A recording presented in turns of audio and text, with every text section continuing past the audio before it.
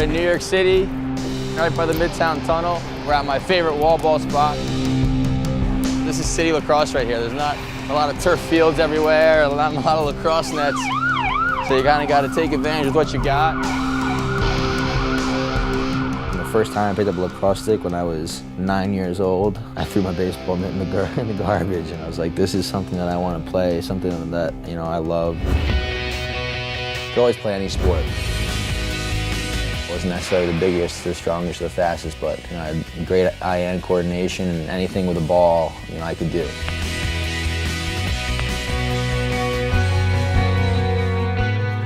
I haven't really looked through these in a while. I don't know if I've ever looked through some of these.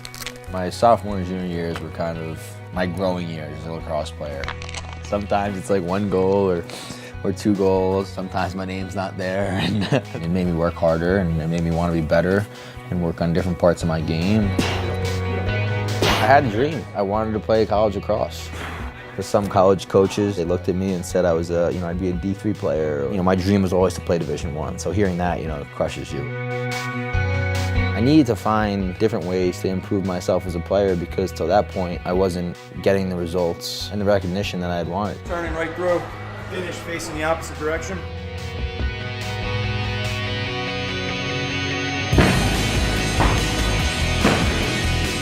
I want to stay at the top of my game. I want to stay one of the best players in the game. I want to play on the best team. Let those hands come all the way through. 8, 10, right up, boom, there it is. It's that competitive nature, that will to win, that gets me up every morning. It's like, I have to work.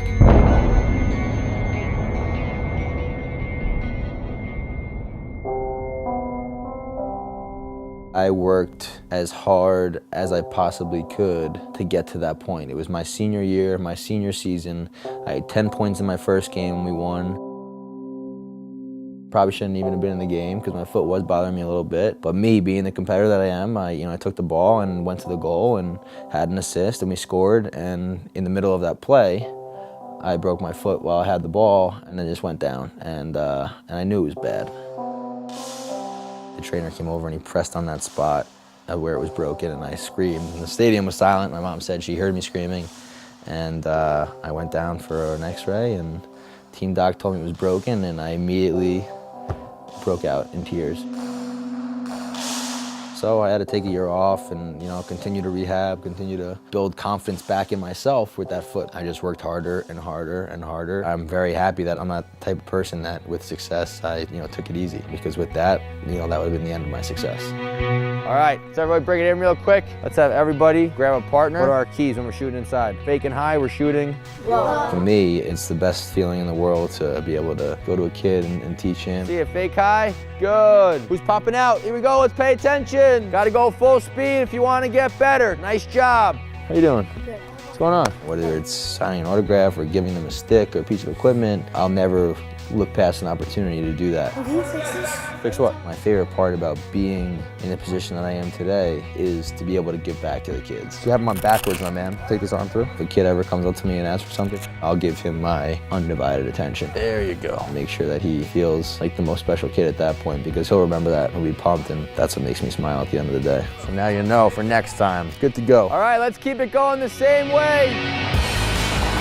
Being a champion isn't necessarily doing what I do on game day. It's not going out there and scoring 1 million goals and winning games. Being a champion to me is everything that I do when people aren't watching. When I'm getting up in the morning and going to the gym, working out until I'm, you know, laying on the floor, and doing that on a consistent basis. That's a champion. That's a person that's dedicated to being their best, dedicated to their profession and their sport. I'm Rob Pannell, and I'm next.